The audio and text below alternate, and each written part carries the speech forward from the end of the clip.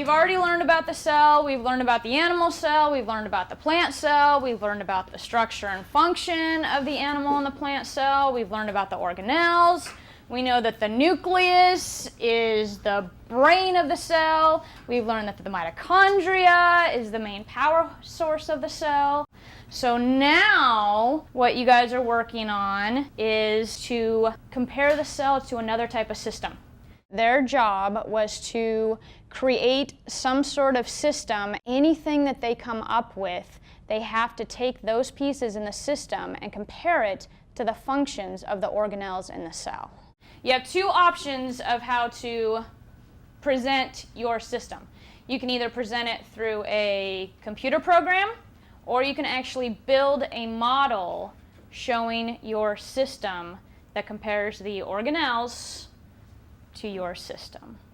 Does that make sense? Yeah, you guys ready? That's a cell membrane. It lets students in. Yeah, wouldn't that be like, that'd be the gate, but, and then the principal, wouldn't that be like the nucleus? Nucleus could be the coach, and mitochondria could be the audience. Okay, the mitochondria. Using creativity in the classroom supports the full range of learners, because not only do you have to introduce the subject first, which is the traditional way through notes, textbook, but then the creativity side allows those students hands-on experience, and if they could really touch what they're learning, that's when they go, yeah, Play-Doh! We get to work with Legos too. And so then when they get to actually have that hands-on, they're really learning what the content is. First, taking notes, reading the book, learning, then creativity. For me to learn, both are very helpful because first of all, you get to learn it all, and then you get to do it your own way and put it together. That the ecology complex could be the bus. It transports stuff. Yeah. You gotta make a bus. Creativity supports kids learning because if they get to actually do something on their own and create something that is truly theirs, they're gonna own it and possess it, and they're gonna learn from it. So it really does support their differentiation to meet their own needs. I like this project because it lets us use our creativity, and with our creativity we can make whatever we want instead of just having regular projects where they tell us to do certain things. We can do whatever we want.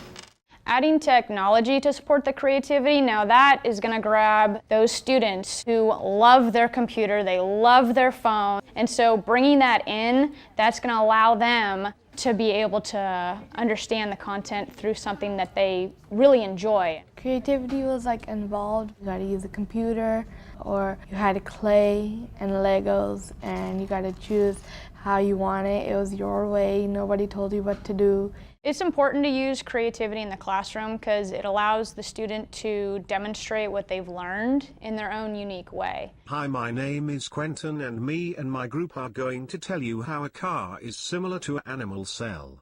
Students who are creative exhibit curiosity, excitement. They're really engaged in what they're doing. Creativity makes you expand your ideas.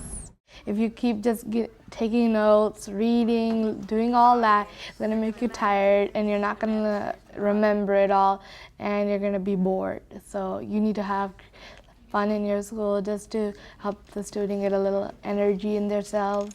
If you introduce creativity in the classroom, they get excited, I get excited, and you're just wrapped up in their world. And it's just so amazing to see what these kids can create. They'll blow you out of the water if you give them the opportunity to really demonstrate what they can do.